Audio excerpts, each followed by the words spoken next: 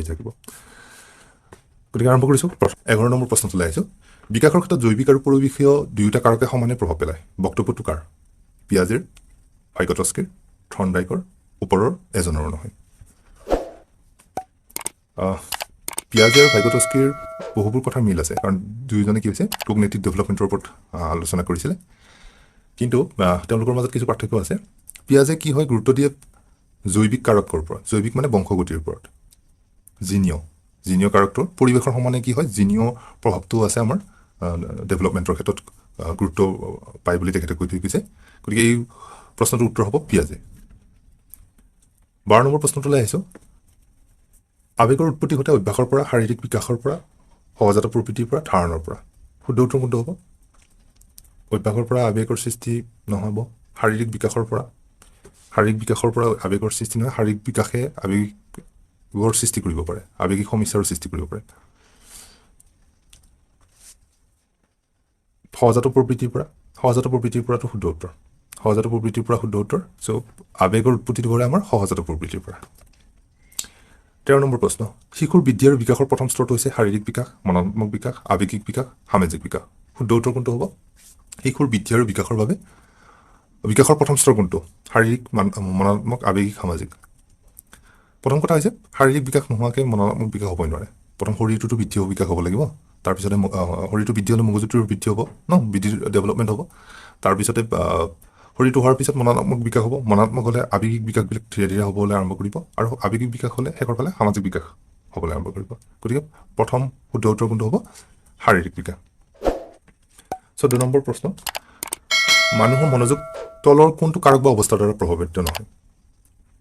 বাহ্য কাৰক মানসিক কাৰক দৈহিক কাৰক ভৌতিক কাৰক মানুহৰ মনোযোগ তলৰ কোনটো কাৰক বা অৱস্থাৰ দ্বাৰা প্ৰসাৰিত নহয় কাৰ দ্বাৰা প্ৰসাৰিত নহয় ভৌতিক কাৰকৰ দ্বাৰা ভৌতিক কাৰক বুলি একো নাই বাহ্য কাৰক মানসিক কাৰক দৈহিক কাৰক গোটেইকেইটা শুদ্ধ এতিয়া আমি অকণমান মনোযোগৰ বিষয়ে অকণমান জানি লওঁ আমাৰ চৌপাশৰ পাৰিপাৰ্শ্বিক অৱস্থাৰ কোনো ঘটনা বা কাৰ্যৰ প্ৰতি সচেতন মনোনিৱেশ কৰা কাৰ্য হৈছে মনোযোগ এই মনোযোগ কি হৈছে তিনিটা কাৰকৰ দ্বাৰা প্ৰসাৰিত হয় প্ৰথমটো হৈছে বাহ্য কাৰক বা উদ্দীপক সংক্ৰান্ত কাৰক দ্বিতীয়টো হৈছে মানসিক কাৰক বা মানসিক অৱস্থা সংক্ৰান্ত কাৰক আৰু তৃতীয়টো হৈছে দৈহিক কাৰক বা শাৰীৰিক অৱস্থা সংক্ৰান্ত কাৰক এই বাহ্য কাৰক কোনবিলাক ক নম্বৰত যিটো হৈছে বাহ্য কাৰক বা উদ্দীপক সংক্ৰান্ত উদ্দীপক কোনবিলাক যিয়ে আমাৰ সংবেদন সৃষ্টি কৰে আপোনাৰ হঠাৎ চকুত পোহৰ এটা মাৰি দিয়া গৈছে সেইটো এটা উদ্দীপক হ'ব আৰু বাহ্য কাৰকৰ কথা কওঁতে আমি কিছুমান কথা আছে আকাৰ আকৃতিৰ কথা আছে আকাৰ আকৃতি তীব্ৰতা নতুনত্ব পৰিৱৰ্তনশীলতা পুনৰাবৃত্তি দীৰ্ঘস্থায়িত্ব গোপনীয়তা এইবিলাক হৈছে বাহ্য কাৰক আৰু মানসিক কাৰক হিচাপে আমি ক'ব লাগিব স্বাৰ্থ অনুৰাগ আগ্ৰহ সহজাত প্ৰবৃত্তি আৱেগ বাসনা ইত্যাদিৰ কথা আৰু একেবাৰে দৈহিকটো হৈছে দৈহিক কাৰকবিলাক আমাৰ যে সুস্থতাৰ কথা থাকিব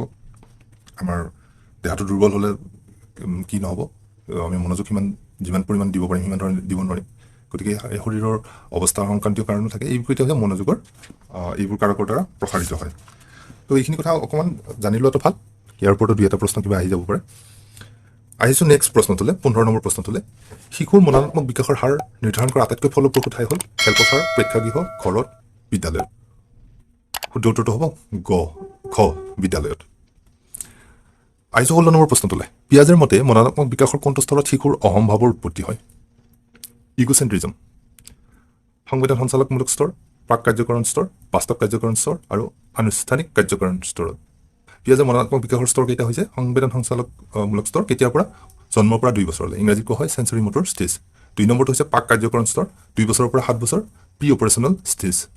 3 নম্বৰটো হৈছে বাস্তৱ কাৰ্যকৰণ স্তৰ 7 বছৰৰ পৰা 11 বছৰলৈ ইংৰাজীত কোৱা হয় কি কংক্ৰিট অপাৰেশ্যনেল ষ্টেজ আৰু শেষত হৈছে আনুষ্ঠানিক কাৰ্যকৰীকৰণ স্তৰ 11 বছৰৰ পৰা ওপৰলৈ ফৰ্মেল অপাৰেশ্যনেল ষ্টেজ এতিয়া উত্তৰটো কোনটো হ'ব উত্তৰটো হ'ব প্ৰাক কাৰ্যকৰণ স্তৰ কেইবছৰ 2 বছৰৰ পৰা 7 বছৰ 2 বছৰৰ পৰা 7 বছৰৰ ভিতৰত কি হয় শিশুৰ ইগোচেণ্ট্ৰিজম অহমভাৱটোৰ উৎপত্তি ঘটে আহিছোঁ 17 নম্বৰ প্ৰশ্নটোলৈ ভাগ্যতস্কীৰ তত্ত্ব অনুসৰি শিশুটিয়ে